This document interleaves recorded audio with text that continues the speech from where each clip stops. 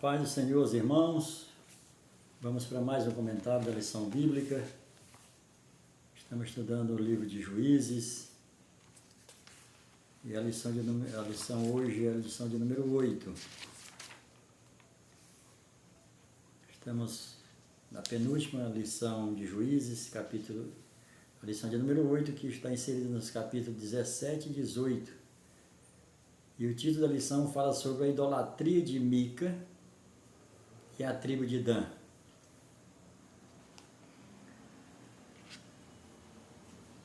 Os objetivos da lição, como sempre, são três. O primeiro é cumprir a vontade divina revelada nas Escrituras. E preste bastante atenção nessa palavra revelada. Porque a palavra de Deus, ela de forma alguma, ela tem que ser interpretada. A palavra de Deus, ela tem que ser revelada. E depois da revelação, a necessidade da compreensão. E tudo isso vem de Deus. Quando a gente se dispõe, quando a gente quer. Porque o que mais se vê, o que nós temos aprendido, que nos foi ensinado no passado, é através não da revelação, mas através da interpretação. E através da interpretação não se aprende, porque fica igual papagaio, repetindo o que ouviu dos outros. E a maioria das vezes não tem nada de acordo com o que está escrito. Então, cumprir a vontade divina revelada nas Escrituras. E as Escrituras não é a palavra de Deus. A palavra de Deus é Jesus, que é o Verbo. As Escrituras é Deus que inspirou através do seu Espírito aos homens para escreverem. É as Escrituras. Não é nas Escrituras, Jesus falou, que está a vida eterna. A vida eterna está nele, Cristo. As Escrituras é para nos levar para Ele. Quando nós atentamos para as Escrituras e buscamos a revelação. O segundo tópico, o segundo objetivo é repudiar qualquer forma de idolatria, qualquer forma. E o terceiro é perseverar na fé bíblica e autêntica. Analise a Bíblia, veja o que está escrito. Porque é natural que nós tenhamos a Bíblia na mente. E isso é um perigo. É necessário que nós tenhamos a mente na Bíblia. Quantas e quantas coisas você acha que está na Bíblia e quando você vai ler não está lá? Pois bem, a lição de hoje, Juízes, inserida no capítulo 17 e 18, lição de número 8, fala da idolatria de Mica e da tribo de Dan.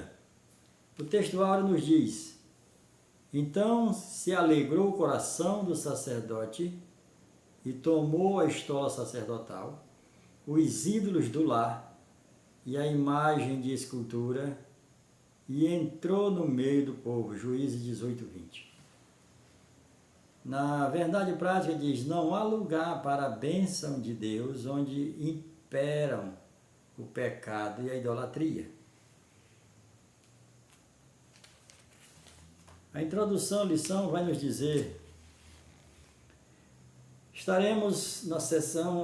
entramos na sessão final do livro de Juízes, capítulo 17 a 21,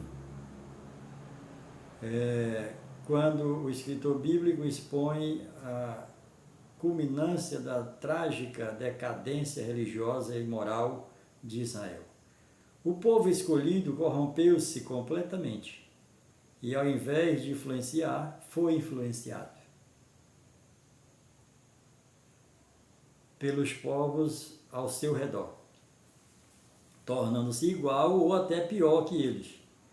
Os capítulos 17 e 18, objeto de nossas reflexões nessa lição, retratam o caos religioso então instalado em Israel. Mica e a idolatria familiar. Observamos aqui, está escrito aqui em Atos capítulo 1, verso 17,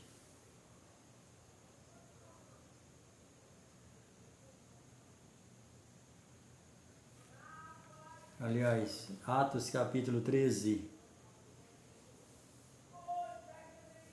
verso 20, que diz: e após isso, em torno de 450 anos, deu-lhe juízes até Samuel, o profeta. Então, 450 anos, o povo foi regido por juízes. Mas nós vimos aqui, no primeiro ponto da lição, que fala sobre Mica e a idolatria familiar. Observamos que essa idolatria familiar, ela é bem antiga, antes da lei. Já em Gênesis, a gente vai ver ali quando Deus chama Abraão, o pai de Abraão era um fabricante de escultura, de deuses. Então já era uma prática que desde a queda do homem, de Adão, lá no Éden, já Satanás, ele vem colocando na mente das pessoas para fazer algo, né, de adoração, no lugar de rendermos adoração só ao único Deus. Pois bem, a afirmação da idolatria familiar. Havia um homem da região montanhosa de Efraim, cujo nome era Mica. O capítulo 17 de Juízes expõe a história de um ladrão confesso de sua própria mãe, que tomou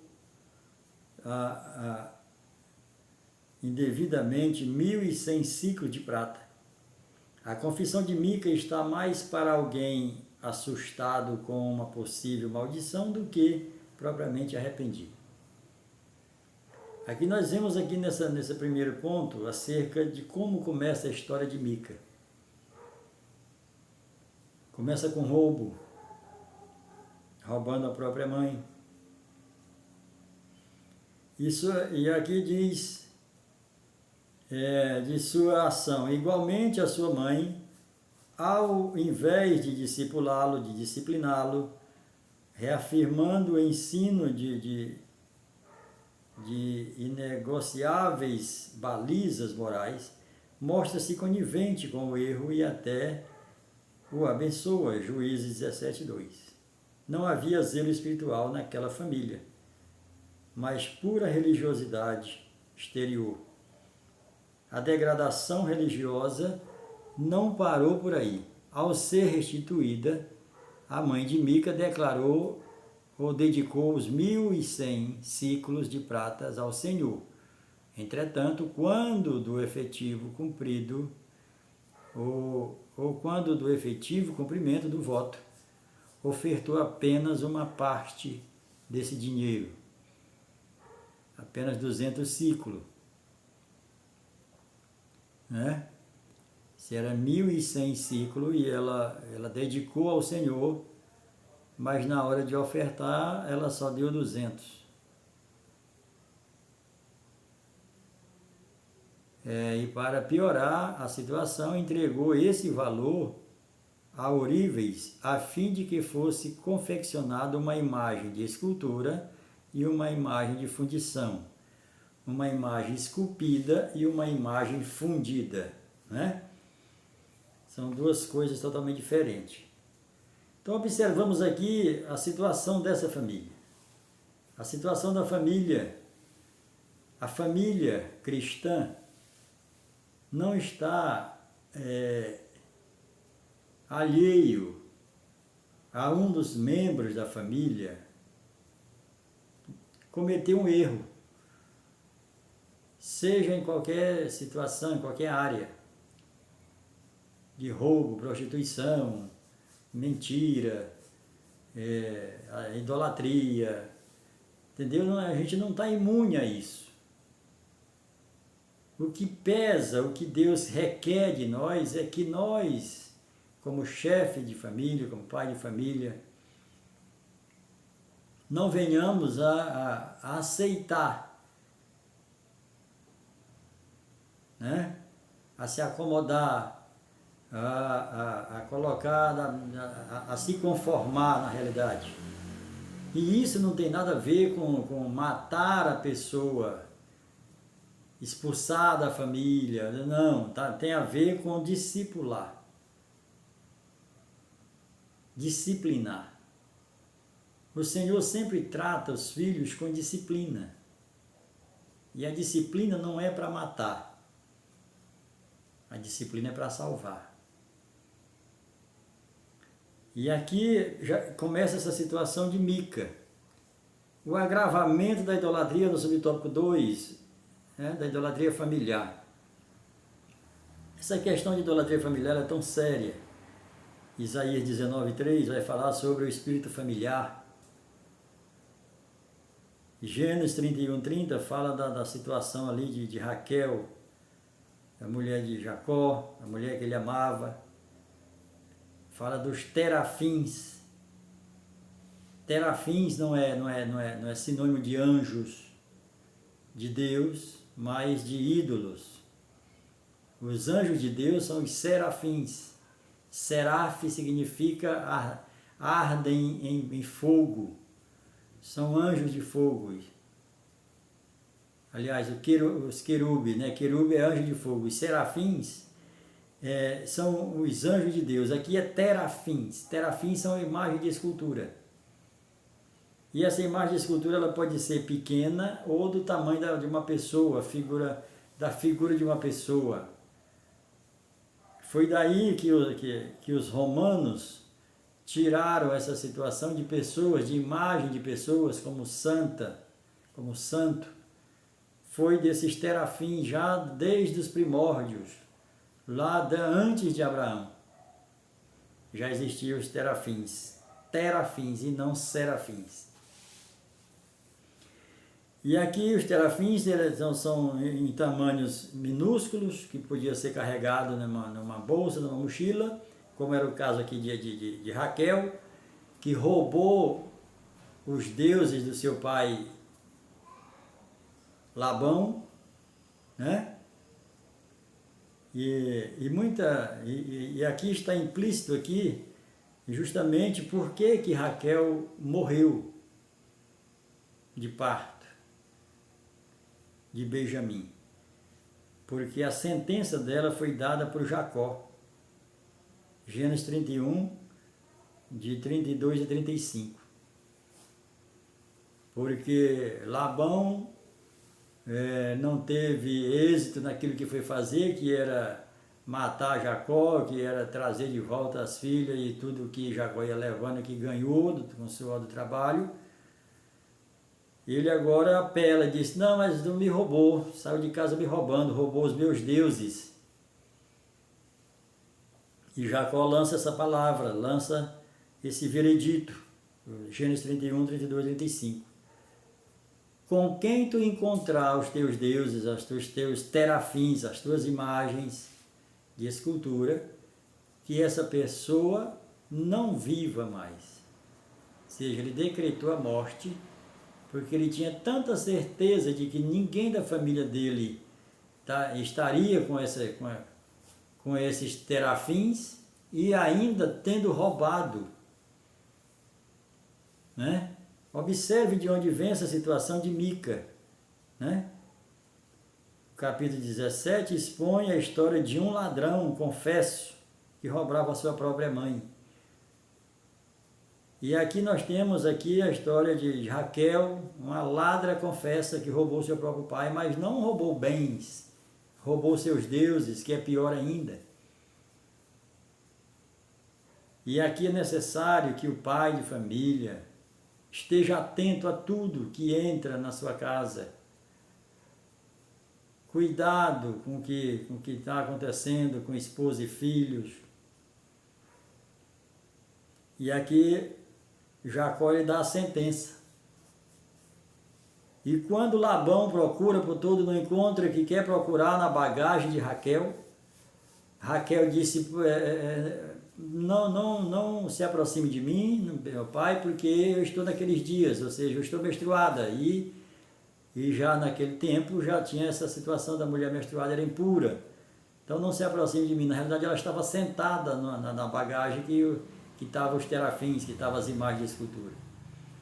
Observe o que acontece. Primeiro ela mente para o marido, ela engana o marido, ela rouba o pai, e ela mente para o próprio pai, e daí ela traz maldição para a vida dela, ela traz a morte. Da mesma sorte acontece com esse cidadão aqui, com Mica. Começa roubando, rouba a própria mãe, a mãe passa a mão na cabeça, faz um voto de entregar a Deus, mas só entrega parte. Lembra de Ananias e Safira? Não está contigo, não está no teu poder, não é teu, porque tu deixou Satanás entrar no teu coração para mudar aquele voto que tu dedicou a Deus, né?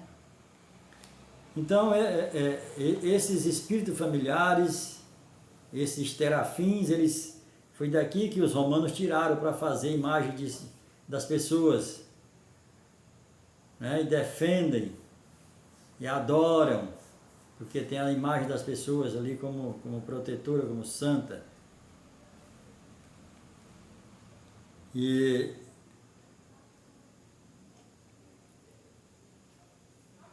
o agravamento da idolatria. Não bastassem os horripilantes atos já cometidos, Mica vai mais fundo em sua degradação religiosa ao consagrar um dos seus filhos para que fosse sacerdote. Observe aqui, a palavra de Deus diz que um abismo chama outro abismo. O que aconteceu com Raquel? Mentiu para o marido, roubou os deuses do pai, mentiu para o pai, não cria no Deus que o marido cria. Como é que a família vai andar em união e unidade se não estão crendo no mesmo Deus? Né? E aqui, com isso, Mica praticou no mínimo 3 irregularidades. Primeiro foi, o pai devia ser o líder religioso da casa, Deuteronômio 6 e 7, Jó 1, 5. Segundo, somente descendentes de Arão podiam ser sacerdote. Terceiro, os sacerdotes deviam dedicar-se a toda a comunidade de Israel e não apenas a uma família, a um indivíduo. Ninguém poderia ter um sacerdote para chamar de seu. Era o sacerdote, tinha um sumo sacerdote e tinha os sacerdotes que oficiavam no tabernáculo e depois no templo. Mas veja o que acontece. A cegueira da idolatria. Já depois dessa situação, aí vem a cegueira, né? A cegueira da idolatria familiar. Então disse Mica: sei agora que o Senhor me fará bem, porquanto tenho um levita por sacerdote. Mica já tinha ali consagrado um dos seus filhos para sacerdote, mas chega na sua casa um certo cidadão, lá em Juízes 17, 13. Olha só como é que acontece, Juízes 17, 13. É muito importante a gente entender as coisas, como que acontece, como é que nasce. Juízes 17, 13 vai dizer: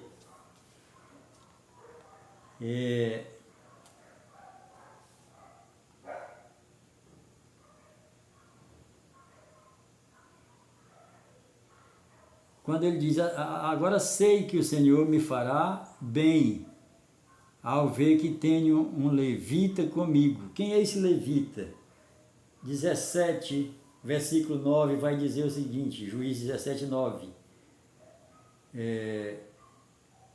Aliás, versículo 7. E havia um moço de Belém, de Judá, da família de Judá, que era levita. E ele estava ali de passagem. E o homem partiu da cidade de Belém, de Judá, para ficar por um tempo onde conseguisse encontrar um lugar. E ele veio até o monte de Efraim, à casa de Mica, enquanto viajava. E Mica lhe disse, de onde vens? Observe aqui. É necessário que você, conversando com alguém, com um pregador, com um profeta, analise o que ele está dizendo. Como é que ele responde às suas perguntas, às suas indagações.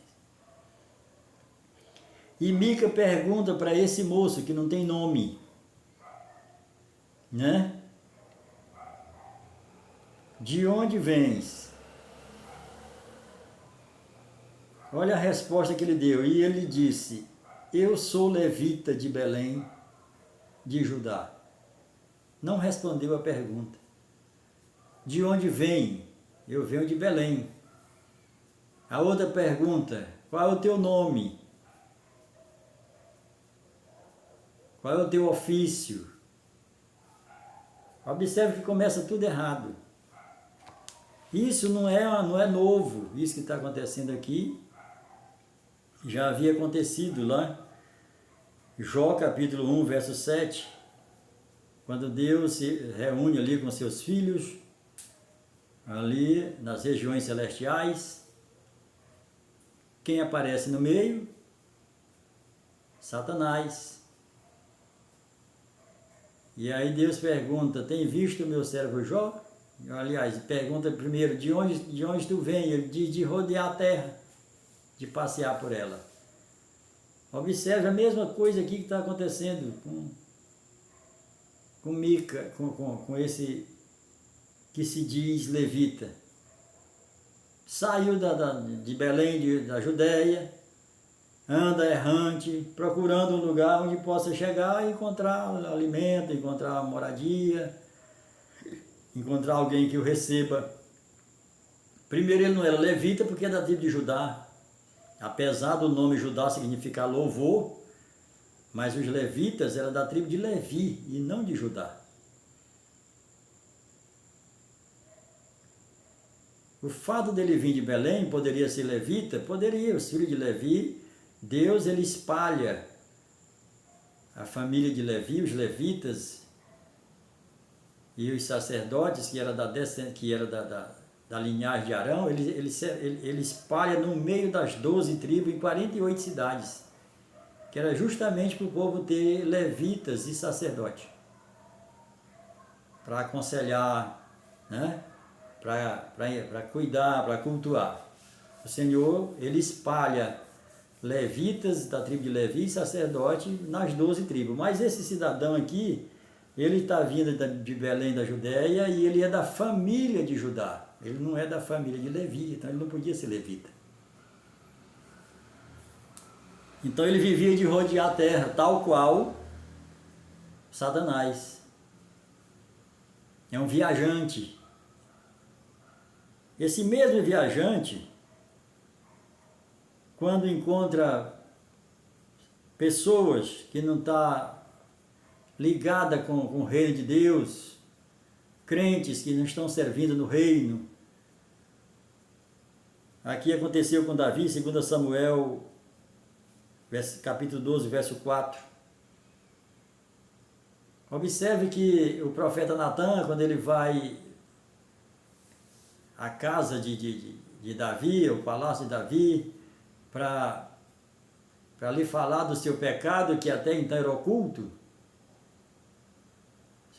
Natan ele vai contar uma história de um viajante. Olha, de um viajante chegou na casa de um grande fazendeiro, de um grande homem, de um rei, e esse rei tinha muitos víveres, tinha muitos animais que poderia fazer o banquete para esse viajante, mas na realidade ele vai justamente na casa de um dos seus servos e pega a única ovelha que ele tinha, uma cordeirinha que ele criava dentro de casa, como se fosse da família, para servir o viajante. Não era o Davi. Observe que esse viajante é o mesmo Satanás que vive de rodear e passear. É um viajante. Então essa situação aqui é a mesma. Então, Mica contrata agora no lugar do filho, coloca esse que se diz levita. E essa mesma pergunta aqui, nós vamos ver ela aqui quando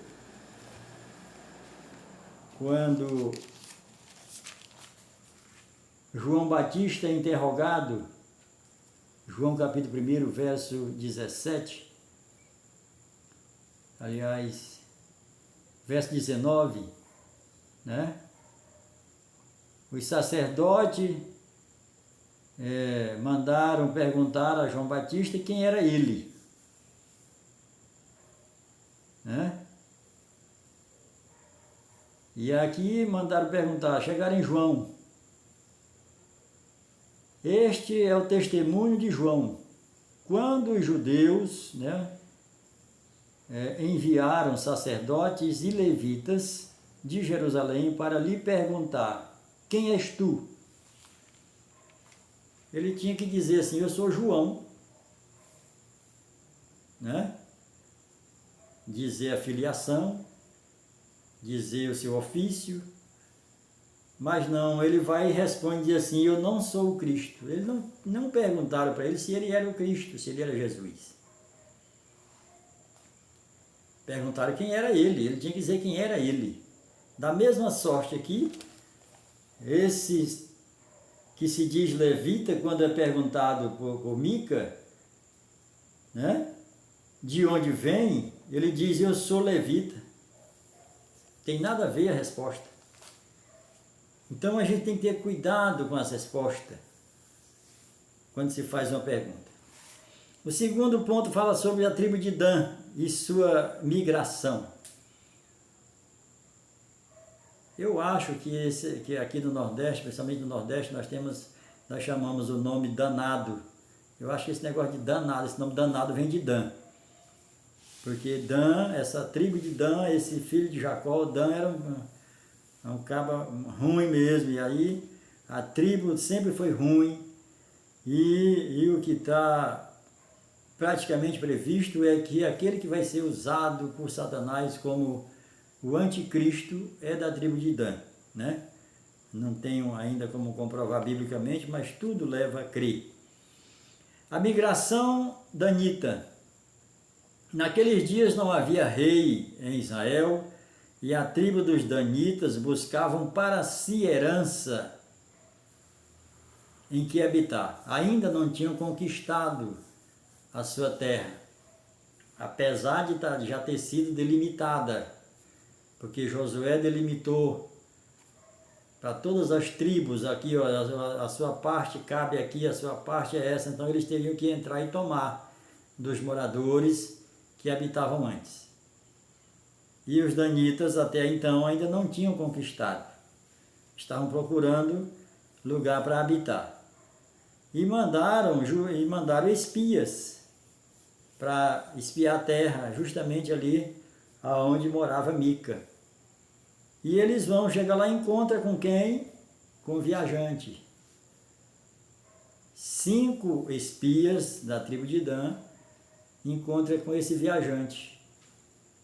Aí chega lá e diz, olha, nós estamos espiando a cidade, nós vamos tomar a cidade, nós estamos vendo aqui que tu é sacerdote, mas não é legal para ti, não tem nenhum status tu ser sacerdote de uma pessoa, de uma família, que tu vem com a gente para tu ser sacerdote da nossa tribo. E observe que esse cidadão não tem compromisso com ninguém, né? Não tem com Deus, não tem com ninguém. E aí abandona o seu primeiro patrão e já vai seguir os danitas. porque vai aonde ele oferece mais, vai aonde ele tem vantagem. Não é compromisso com o reino de Deus. E nós estamos vivenciando isso há desde os primórdios da igreja, desde o princípio. Tem pessoas que até hoje não entenderam qual é o reino de Deus. Eu encontrei outro dia com um irmão que a gente congregou junto, e eu digo, e aí, como é que está? O que você está fazendo para o reino de Deus? Ele disse, mas eu estou congregando, né? Estou indo para a igreja toda semana. Não entendeu nada do que é o reino de Deus. O reino de Deus não é entre quatro paredes. Devemos congregar, sim, devemos servir a igreja local, sim, mas isso não é o reino de Deus. O reino de Deus é levar o nome de Cristo às nações. Esse é o reino de Deus. Não é assim clausurar entre quatro paredes ali, e dali para casa, e de casa voltando de novo, e não produz nada, e não dá fruto. A consulta da Anitta, consulta a Deus, para que saibamos se prosperará o caminho que levamos. Perguntando lá pro viajante. 5 espias foram enviados à procura de um novo território, sendo que no caminho para o norte chegaram à casa de Mica e ali pernoitaram. Na ocasião, após reconheceram um sacerdote, e os espias pediram-no que consultasse a Deus sobre o sucesso de sua missão. Tendo recebido resposta positiva, é claro, né? Não poderia ser negativa, igual aconteceu quando né, ali nos reis, quando foi no profeta Micaías, né? Aqui não tem um outro homem de Deus para a gente consultar, tem, mas o rei Acabe, mas ele não fala nada nunca ao meu favor, só fala contra mim. Ninguém não entende aqui que não é o que Deus está falando, quer saber se é a favor dele. E aqui acontece. E eles consultam e ele diz, vai dar tudo certo, pode ir. Aí eles dizem, então por que tu não vai com a gente? Não é razoável para ti ser sacerdote de uma família, de uma pessoa só, e tu vem ser de uma tribo, né? O terceiro subtópico do segundo ponto vai falar a espionagem da Anitta. E viram que o povo que havia que havia nela estava seguro, segundo o costume dos sidônios, em paz, né? Confiado em si, após deixarem a cidade de Mica e realizarem atenta observação da dinâmica de vida da cidade, chamada de Laís. E os espias retornaram aos seus irmãos e fizeram um relato otimista. O povo era pacífico e sem qualquer tratado militar com as tribos vizinhas. E aqui eles vão em busca dessa situação aqui para tirar esse povo e tomar a cidade. Concluindo aqui, a tribo de Dan, né? A tribo de Dan e sua idolatria. Parada estratégica, dali passaram a região montanhosa de Efraim e chegaram até a casa de Mica. Aqui Mica fica sabendo, depois vai guerrear com eles e eles não... E aqui a ruína total, no segundo tópico, que mais me resta, assim que soube do ocorrido, Mica reuniu um grupo de vizinhos e perseguiu o caminho da Anitta, alcançando-o já bem longe da sua casa. Mica então se queixa de que os danitas roubaram os seus deuses e o sacerdote. E o terceiro e último ponto aqui fala sobre causa espiritual. Os filhos de Dan levantaram para si aquela imagem de escultura. Os danitas conquistaram a cidade de Laís, queimando-a por completo. Após reconstruíram a cidade, rebatizando-a de Dan, passando nela a habitar.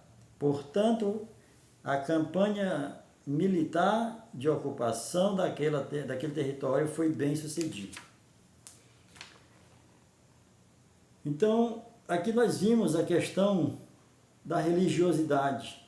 Não podemos manipular a Deus com uma vida religiosa superficial e idólatra.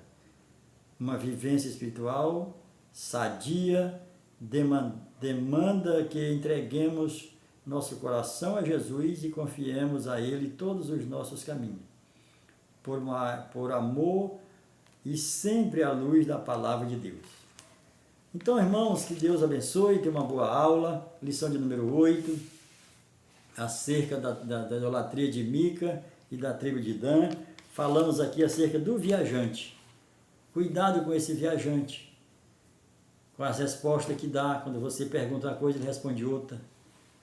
É necessário que fique atento sobre as respostas, porque você pode estar fazendo um negócio que não tem nada a ver com Deus. Que Deus abençoe a todos, em nome de Jesus, amém.